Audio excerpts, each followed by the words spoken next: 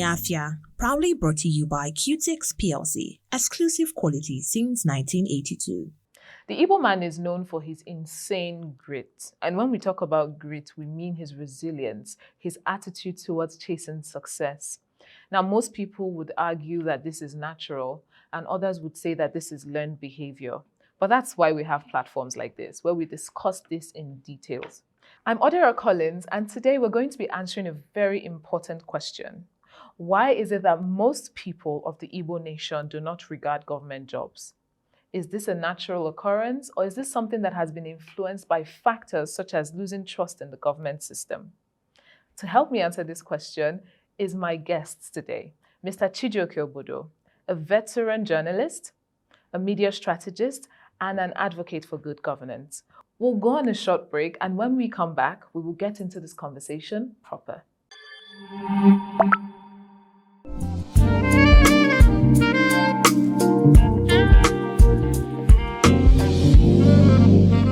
Onye Afia, proudly brought to you by Qtix PLC, exclusive quality since 1982. Welcome back. Hello, Mr. Chijioke. How are you doing?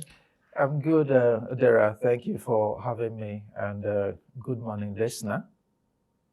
Oh, sorry. Good morning, viewer. I mean, at any time you're watching this, really. Okay. Compliments of the hour, viewer. I like that. I've never used that one before. I would add that into my vocab. Now, welcome. So today we want to have, an in-depth conversation. And one of the reasons why we chose you as our guest for this edition, or for this episode rather, is because we wanted a very balanced view to this conversation. Now, in recent times, the Nigerian military actually put out a sort of an announcement, so to say, about the lack of Igbo applicants into the military system in Nigeria. And if you also look around the eastern part of Nigeria, you would see that there isn't a lot of enthusiasm in people trying to get into the government system. Like, you don't ever see people say, oh, I want to be a civil servant or work in the civil service. And this has prolonged for a while now, right? Why do you think, where is this coming from? Thank you again, Dara, because I will actually say if this was happening probably in the early 70s, will say yes, it is because of what we experienced between 1967 to 1970. That's during the Civil War, because what actually happened then was terrible. However, this is not really about employment. Okay, it's not about employment. It's not about job, but it's about inclusion in the Nigerian state. Okay, it's about equity. It's about fairness. And of course, it's about the future of governance in Nigeria. So when we talk about the Igbo not being interested in government job, especially federal civil service, probably we may have to look beyond the stereotypes and, of course, the surface narratives. There are things deep into this conversation why somebody like me feel it is happening. However, it is not a phenomenon that is supported by the government in the Southeast, but it's born out of a feeling, a long-term feeling of non-inclusiveness. Okay, the experience that the Igbo man had during the Civil War, and then after the Civil War. Of course, they said that the war ended on a note of no victor, no vanquished. Yeah. But you and I know today in Nigeria that there is a victor, and some people, were vanquished after the war. Okay, so take for instance, after the war, every Igbo man that had account in the bank, there was a policy that you'll be giving only 20 pounds, no matter whatever the amount you had was. And then I don't even know whether those people that didn't have up to 20 pounds were giving anything at all. But this is to tell you that these people or this man was defeated during the war. So we have to really deal with him. We have to keep him somewhere. And then if you look beyond that, the way things are going on in the country over a long period shows you that the Igbo man is never given the opportunity to grow in the country. And until such a time that the Igbo man is allowed to occupy the rightful place for him in this country, I seriously doubt if we'll make any significant progress as a country. Very interesting. And, you've mentioned two significant things, but some people would still argue that part of the reasons why people, or rather Igbo people, are not interested, Itinyayane Holu government is simply, or maybe because they're still in survival mode, right? And that has led to a certain distrust, part of the things you mentioned, that has led to a certain distrust, and they feel I need to survive. I need to work it out on my own. Could that be a leading factor in this, aside the things you mentioned? Well, it may be a factor, or it is a factor, but I may not say it is a leading factor. Okay. In the sense that, yes, an Igbo man is an egalitarian human being. He wants to really work out stuff for himself. He really the idea of organized government type of a system of administering people is alien to Igbo man. We believe in communal type of system where you come as a group of people. What are you good at? And whatever you're good at, then you're supported by the community to excel in what you're good at. True. So, but that does not mean that in a country, yes, okay, if, for instance, we'll expand that to the Nigerian state, how many Igbo people who are very efficient and good at what they do have been led to really excel by the Nigerian state? It's difficult. You find it. Can you break that down? For instance, when a Nigerian goes outside the shores of this land, I say when an Igbo man goes outside the shores of this land, so it applies to some other people, but we're talking about the Igbo man now. When he goes outside the shores of this country, he excels. You hear their name, they're recognized, okay, given their due. But when they come here, that dream, that expertise is killed. And just look at by 2022, the Federal Character Commission released a survey that the percentage of the Igbo in senior civil service in the country was paltry 13%. That is from level 15 to level 17. 13%. In other words, there's probably a ceiling somewhere that an Igbo man is not allowed to get cross. Through. Could it be that, or could it be the economic constraints? Because as a young person, I converse with a lot of young people too, my peers, and you often see them say things around the lines of, the salary you earn as a Nigerian is not enough to sustain you, right? Not to talk of the government. I mean, if anyone looks into the government payment system and you see what most civil servants earn, people who work in the private sector, some of them can't relate to that. They can't understand it. They can't. Do you get what I'm saying? So could it be that? Could that also be a factor, aside the things you've mentioned? Because again, when we look back at our nature as Ndi Igbo, we are known for Ichwego. We're very competitive. We're very, the colloquial term would be show workings, right? Could that also, could that be a problem? Okay, I think what the picture you're trying to paint revolves around, the culture anchored on ownership and, of course, self-reliance. Yes. But I do not think it is the prime reason why yes, Igbo man would like to, even if he's employed, maybe he has a civil service job, he also wants to do some other things to help himself. But what we're talking about is a system where you are not, no matter how good you are not allowed to exceed certain ceiling. There's a ceiling that you cannot, exceed. That's actually what we're talking about. It's not about, yes, whatever that a civil servant is paid, probably somebody is in level 7 or 8 or thereabout. If, for instance, in the federal civil service, whatever A, who is employed in Enugu, is paid is what I suppose his counterpart who is employed in any part of this country should be paid. Yeah. So it's not about the paycheck.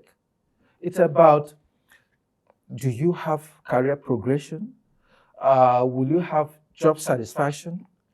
Does the system really understand that you are an integral part of the country and that it should be, what is due to you should be given to you? That's actually where I'm coming from. Yes. Yes, valid. And would you say that that is just particular to the Igbo nation, or it's common to the Nigerian youth, given the situation of the country today? Like, in what way can we differentiate that? Well, I think the way things are now, I will not say it is widespread. It is granted. There's lack of job everywhere in the country. But the one that exists, before even you know that there is a vacancy, it's filled like 6 months back. Okay? Probably for you to know about it, for maybe someone to fulfill the righteousness that there has to follow a certain procedure, maybe due process, So for the Igbo, they feel, just like I did mention earlier, what am I going there to do? Where of what use is it to me? Yes, where, for instance, my forebearers, my father, maybe in a drive for self-determination, was treated shabbily. There was, war. The war was fought. At the end of the war, you still is looking onto, my father as not being a part of the country. So I wouldn't have that confidence to work. Yes. Because maybe I might even look at it as, maybe when I get in there, I am caged.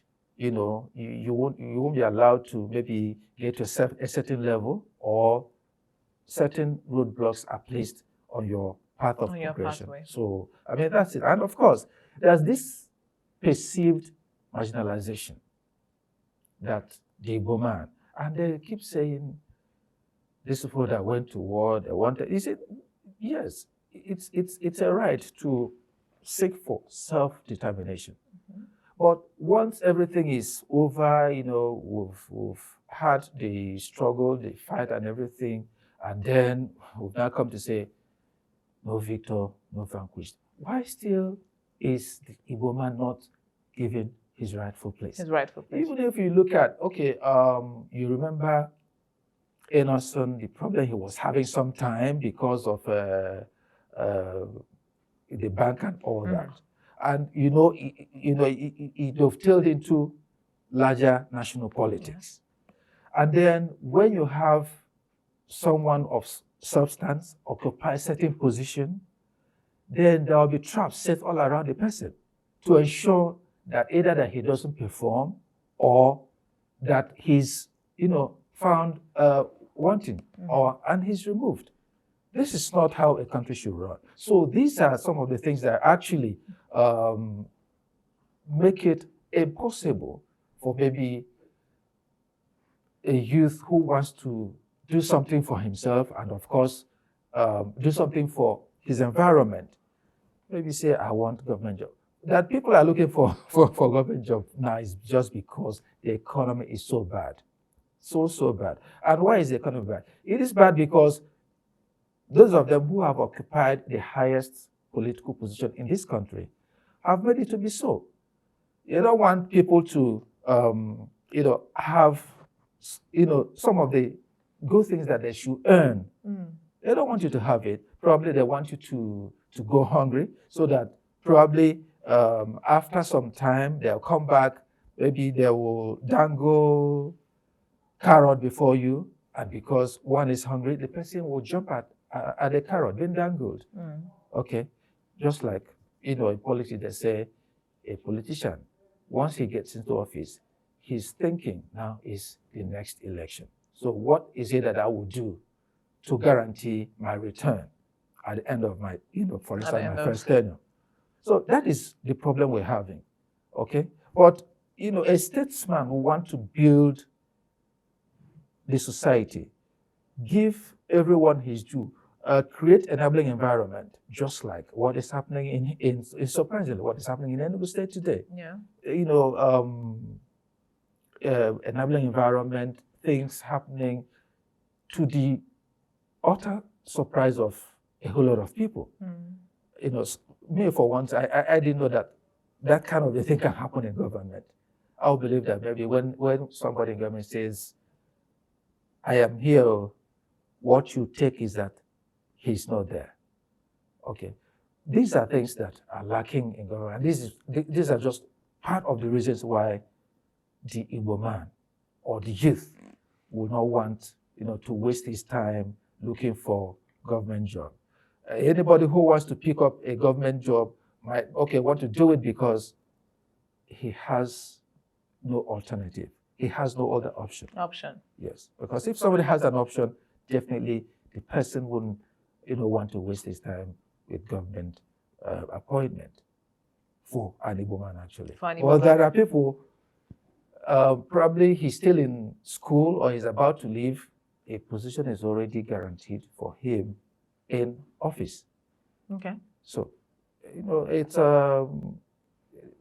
discrimination, not wanting the woman to grow in the wider Nigerian polity. That's actually what it is. Yeah. All right, thank you. So we'll be going on a short break, and when we come back, we will continue the conversation.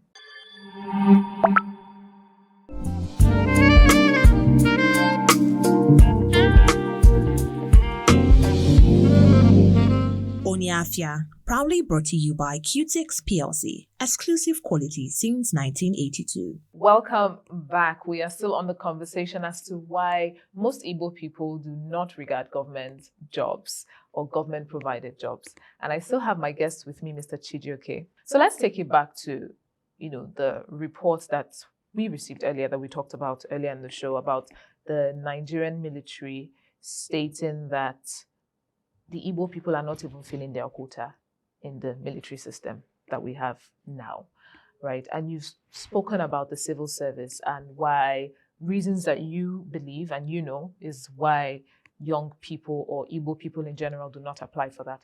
Is that the same thing in the military, or is there something different? Okay, thank you very much, Dara. What is happening in the military? Yes, because I also read that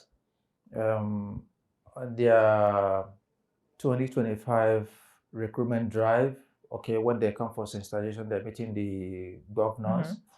It's not that the governors are giving them the necessary support, making the necessary announcements. I've read on many platforms or fora about government, telling the people this and this and this are available, especially in the military. But then it boils down to what we've been talking about. What chances of progression does the Igbo youth have in the military? How many generals, for instance, are there from, the Southeast? I mean, these are the things that maybe a progressive young man who wants to to build a career in the army. This is what he will, ask. These are the questions he will ask himself. How am I going to grow? Like, for instance, while growing up, I wanted to actually be a soldier. Wow. But then I couldn't get into the NDA because that's actually how I wanted to join. And they said I should go through the regular intake and all that, which I didn't like. And again, I wanted my daughter to enroll in the Air Force, but then, something happened. My wife and I had a feeling you were going to say my wife. No, Go on. she said, no, she can't go. I was defeated then. I wasn't happy. But when I started hearing things happening in the military, how insurgents would break into a military barracks. You know how many gates there are in the barracks. An insurgent will pass all these gates, all these checkpoints, go to where the soldiers are maybe residing to either kill or kidnap and do stuff. And then, there's this other young lady who's, I think he was a pilot. She drove a military plane that went to carry out a strike on insurgents. And you and I know the type of story they told about how she died. She died in the barracks, that a car was reversing and all that. And now she's now gone. I mean, these are the type of things that when you hear, you wouldn't even want to, go into such job. And then there's this group agitating for self actualization. Probably we want, because of the way we are being treated, can we have our own entity where we'll be free, where we'll have everything that we need to have unto ourselves? And because of that, they have been described as they've been proscribed, actually. They've been proscribed. Yes. So because of all this, nobody who's somebody will want to say, now I want to be part of the military, because your safety is not even guaranteed at all. This other one, even if you go in, there's also the fear of being used to settle some political scores. Chances are, which is the fear of the young man, you could get enlisted, and then somebody will be the person who is sending people to go and quell disturbances and all that. What about if? But isn't that going to be regarded as hazards in the job? Like you said, go and quell. No. But if it's done without you looking at where you come from, yes, it's part of it. It's hazard of the job. But then when it's done, looking that we do not want these people to rise, talking about that ceiling that I mentioned earlier, we do not want these people to rise. How can we? I mean, it's a fear that is out there.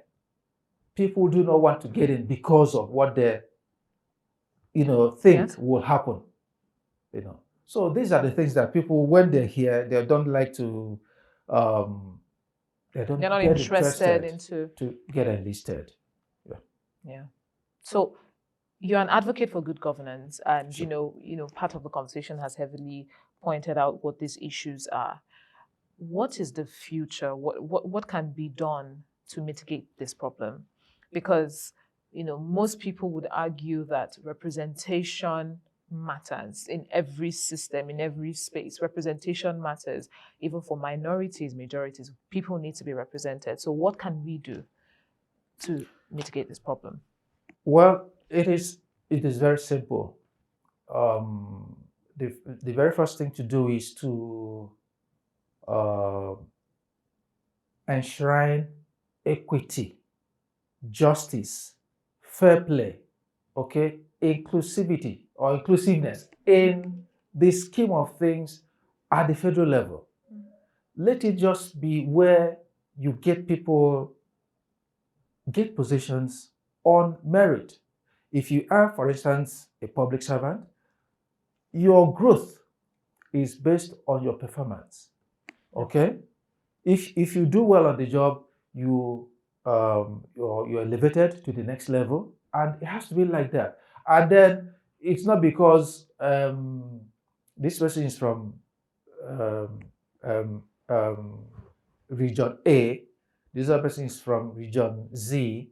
So the person from region A will be treated more preferentially than the person from region The Z. other regions. So, I mean, if for instance, our civil service run on a system where merit, dedication, hard work, all these things together pay, people will be interested.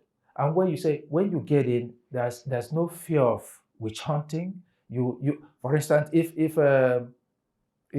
have, just like we were asking, how many generals do we have? How many generals from the southeast are in the Nigerian army? I don't know how many there are, but if there are a good number of them, when you're talking about this enlistment, there will be the people to talk to. For instance,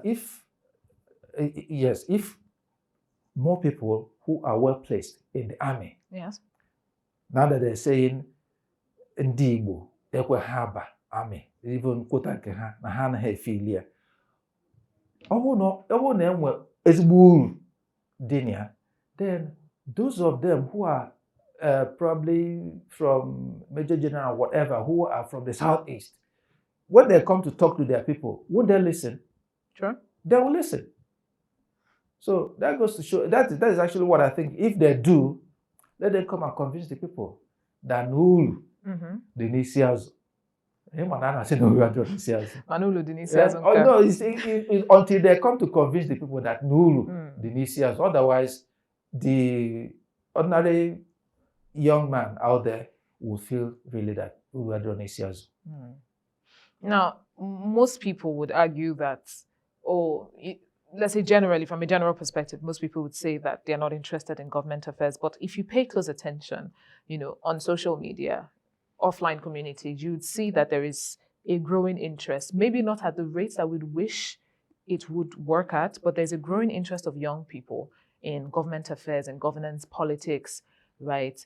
Now, do you think that the new generation, two questions, do you think that the new generation sort of perceives the government differently or perceives governance differently than the older generation before them, right? And do you also think that the youths have a role to play as much as most of this work has to be done by the government? Do you also think that there needs to be some sort of interest on the part of the youth? Well, this question is tricky, but then, and then governance and politics, they are different. Yes, when the youth want to get, when they maybe it's widespread. Yes, the youth are interested in getting involved in, I should think, politics, because it's only when you get in before you begin to talk about governance. They want to get involved, and for some of them, give me this position, give me that position. It may not be because of what they have to offer. It may just be because, yes, since the system is not helping us to probably be who we want to be, why not allow us to get in so we become part of the system? What happens in government, And I believe that good governance will drive the interest of the youth, give them what is due to them. Now they will get interested, and you will see people with ideas. Once there are opportunities, you will find people with ideas come to play in the field, and they'll be surprised. You'll be surprised the type of burden talents that are out there. Yes. But for the fact that everywhere is sealed up, and you don't want them to kind of how is it called? A breath of fresh air. You don't want them to take that. So if you keep suppressing them, you're only bottling up something that will explode someday. Someday. Yes. I think good governance is actually the thing.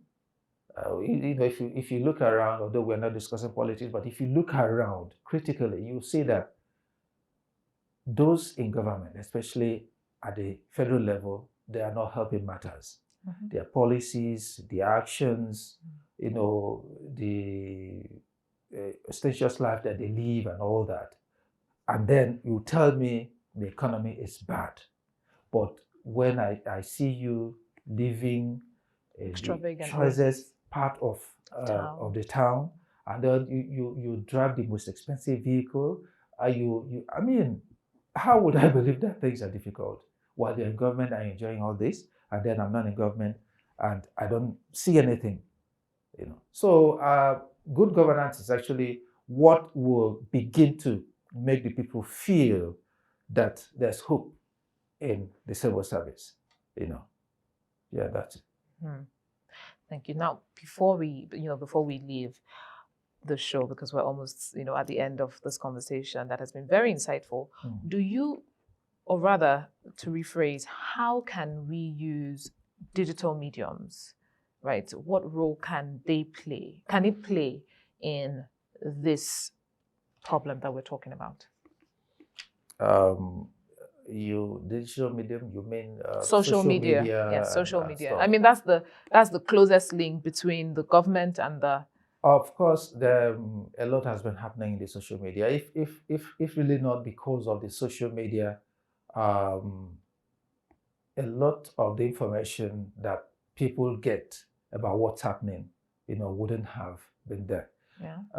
But then I also would like that people who believe in positive change should be true to themselves. It's not a situation where somebody rakes up a fake information and then begin to spread it.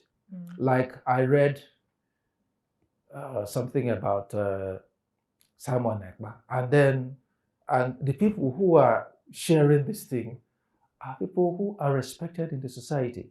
I don't want to mention names. No, but there are people who are respected. So, but when I read it, it actually meant so much. But because of the security nature of the information, I had to go the extra mile of fact checking. And lo and behold, that information is false. So, and very many people wouldn't want to fact check. They will take it as true and then begin to act. So it's a danger. People should actually learn to fact check, even if the information you want to put out yourself, let it be correct information. Yeah. Thank you very much, Mr. Chijioke. This has been an interesting conversation and very insightful. I mean, we learned a lot of things about the behavioral pattern of the Igbo nation towards the government.